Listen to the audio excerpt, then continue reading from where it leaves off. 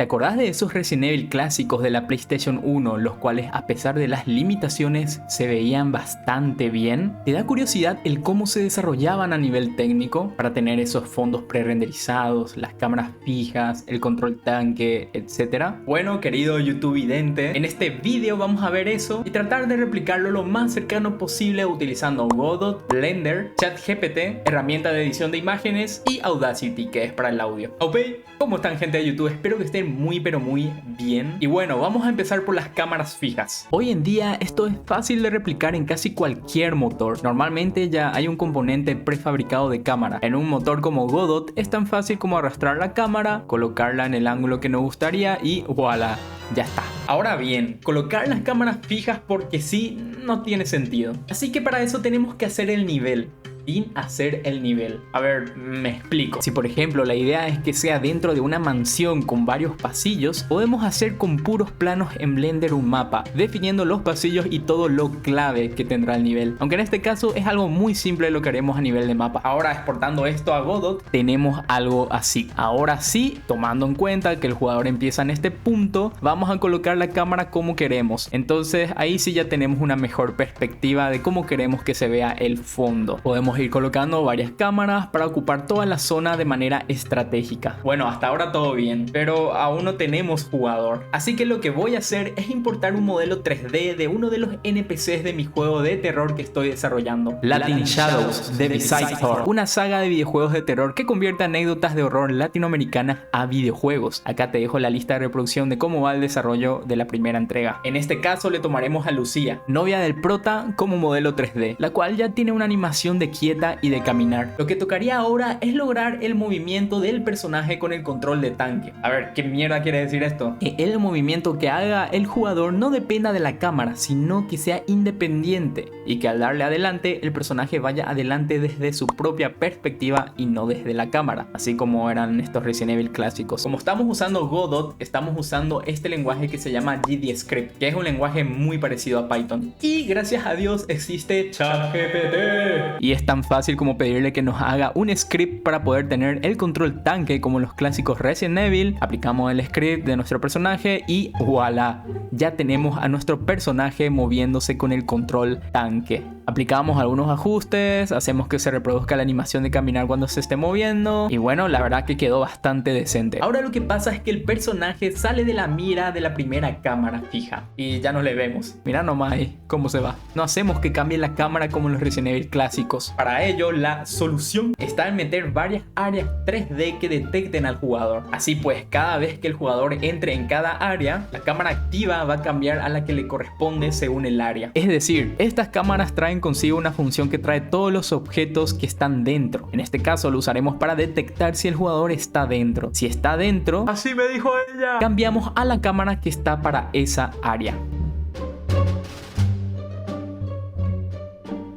Bueno, ya tenemos las cámaras fijas, el jugador moviéndose con el control tanque y los fondos, bueno, ahora todos chotos porque son en 3D nomás y son planos. Y bueno, ahora hace falta hacer que estos fondos cobren vida y sean los fondos pre-renderizados que tanto queremos en los Resident Evil. Y para ello vamos a hacer unos caraduras y tomar screenshots de todas las perspectivas de las cámaras. Y bueno, acá tengo que hacer una acotación. Y es que el proceso en los Resident Evil clásicos que hacían los desarrolladores para los fondos pre-renderizados era hacer todas las escenas y modelos 3D así Full HD, pero en una computadora más potente, para luego renderizar las imágenes, darle unos retoques y usarla finalmente para el juego. Nosotros haremos algo choto, pero que funcionará igual. Pasamos a un editor de imágenes como Clip Studio, todas las screenshots, y bueno, acá empieza la magia. Solo debemos conseguir texturas para el piso, para la pared y para el techo. Y lo deformamos de tal manera que vaya de acuerdo a las perspectivas que captamos. Añadimos los detalles necesarios como acá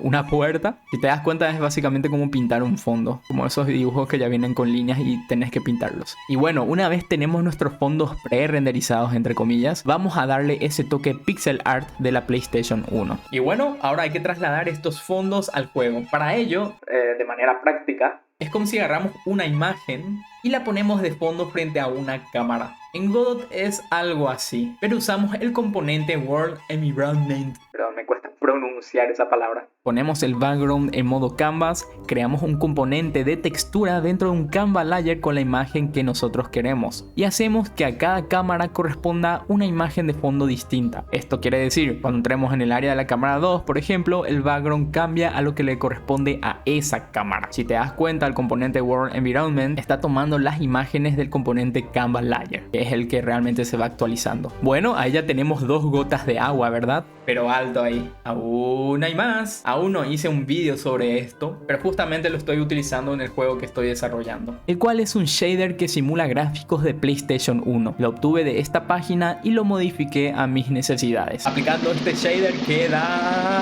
así. ¡Wow!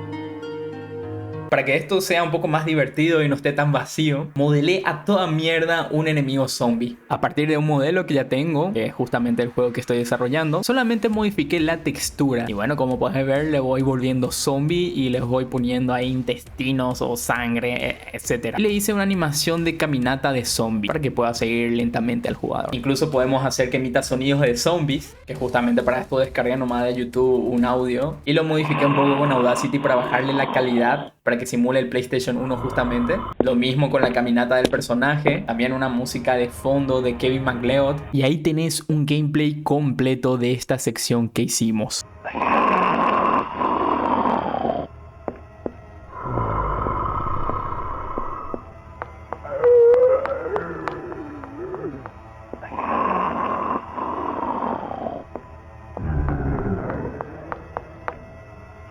¿Qué te pareció este Resident Evil clásico hecho con herramientas de hoy en día? Por cierto, si te interesan los gameplays y querés tenerme contigo todos los días, podés ver mi nuevo canal. Y si te interesa el desarrollo de videojuegos, puedes seguirme en La Morada y en este mismo canal. Gracias a Probando Cosas del Temu y a Susana Feltes por ser miembros del canal. Muchas gracias. Gracias por apoyarme, en serio. Y también a los que me siguieron en Instagram. A Olcaí, Matías Hope, Emanuel GB y a Sin Control Games. Vamos, ya somos 100 seguidores en Instagram. Seguime en Instagram si querés un saludo así también. Fuck. Chao. Mira mi kepi. Díganme si quieren que haga otro vídeo con el kepi puesto. Puede ser, ¿eh? Está fachero, ¿verdad?